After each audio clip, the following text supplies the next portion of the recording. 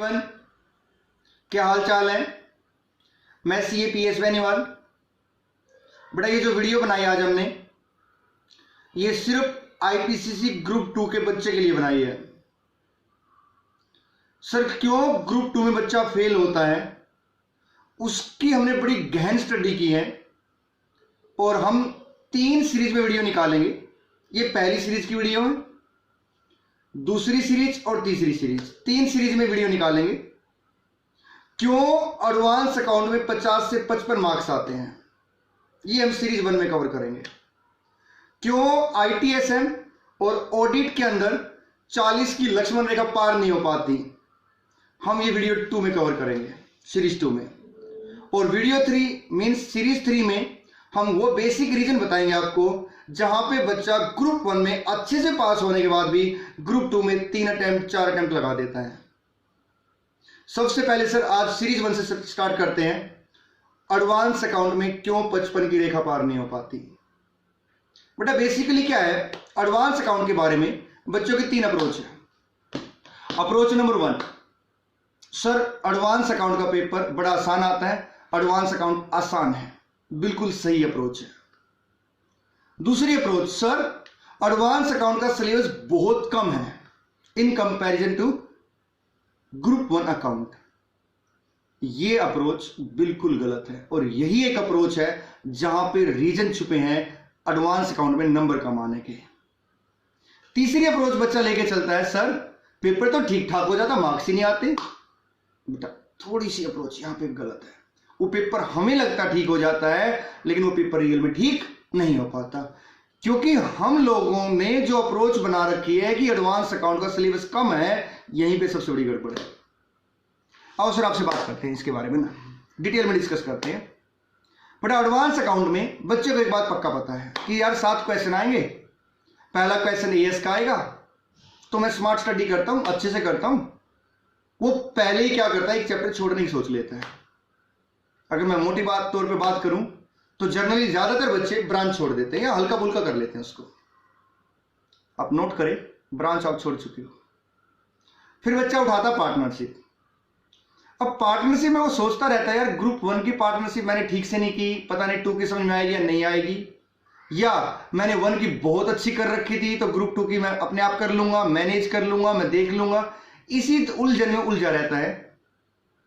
Advance account का partnership group 1 के partnership से बेसिक कंसेप्ट के हिसाब से आसान है, बट एडवांस अकाउंट का पार्टनरशिप बहुत बड़ा है। बच्चे डिसोल्यूशन पढ़ते हैं, अमलगमेशन पढ़ते हैं और कुछ बच्चे पीस मिल कर लेते बस। जबकि एडवांस अकाउंट में बहुत सारी चीजें हैं। Updation of books of account भी है, ग्रुप 1 की कुछ बेसिक अकाउंट भी है। जैसे मान लो ग्रुप 1 का एडमिशन रिटायरमेंट के क्वेश्चन आ जाते हैं।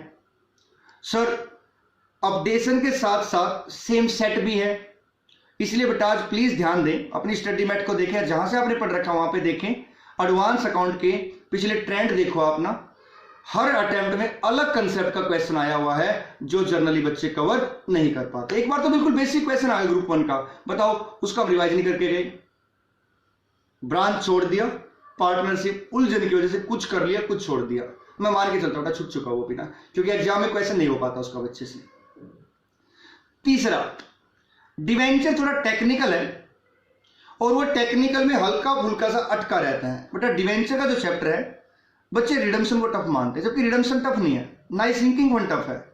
डिवेंचर में इंटरेस्ट की एंट्रियां थोड़ी सी कंफ्यूजन है। जब ओन डिवेंचर आता है उस पर थोड़ा फोकस करे और डिवेंचर को सही से करे। अब होता क्या है, डिवेंचर ठीक से नहीं हो पाया, पार्टनरशिप आधा अधूरा कर लिया, ब्रांच छोड़ दिया, आपने 1/3 तो सिलेबस छोड़ ही दिया। और अभी तो सुनिए, जिस बच्चे का ग्रुप 1 काफी टाइम पहले निकल गया था, वो अमलगमेशन को ठीक से नहीं पढ़ पाता। हर बार पेपरों से 10 दिन पहले अमलगमेशन उठाता है, सोचता रहता है मैं इंटर कंपनी होल्डिंग करूं या क्या करूं। वो इंटर कंपनी होल्डिंग इसलिए नहीं कर पाता क्योंकि ग्रुप 1 भूल चुका है। ग्रुप 1 इसलिए नहीं कर पाता अमलगमेशन का कि यार ये तो बहुत लेंथी है, मैं इसको कैसे मैनेज करूंगा। 4 चैप्टर जा चुके हैं जो आपने नहीं किए। इंटरनल रिकंस्ट्रक्शन सर हमें बहुत आसान लगता था।